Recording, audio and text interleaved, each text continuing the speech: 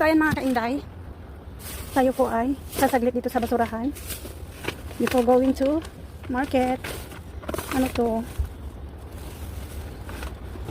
Wala man yatang laman. Ayan oh, ano ba yan? Hala, puro mga bra.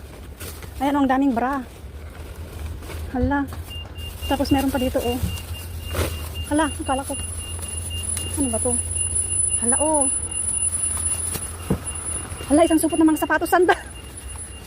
Ayan oh. Hala, kunin na natin doon na sa part natin halongkatin, baka mamaya nandiyan na yung tagahakot ng basurahan kasi mga around to ganun or basta mga to nandito na yung tagahakot. Ayan oh. Wait, tignan ko pa nga dito kung ano pa meron dito. Ni, ano yan oh. Water bottle.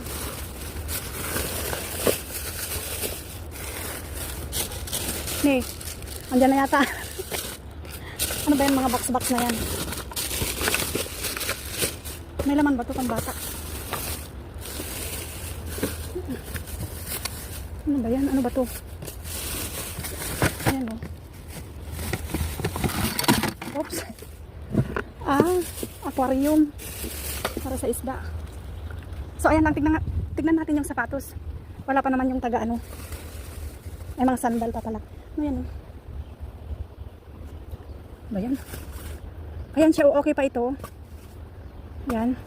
Piliin na lang natin ni. Ayan. Nay. Okay pa sila oh.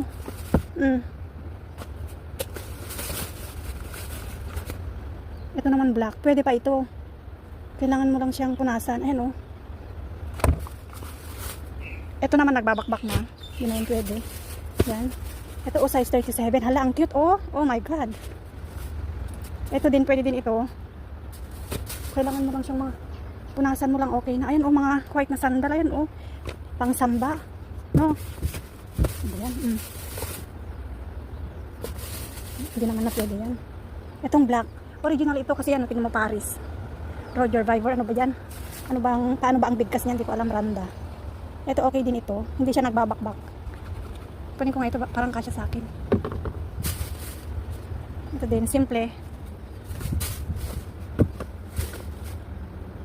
Ano? May bag pa. Ito ang cute. Size 7. Ayan. Yala. Hindi na yata. Ayan, piliin lang natin kung ano ba to, okay pa ba itong bag? Ayan oh. Okay pa. So ayan mga kainday, ang daming mga sandal.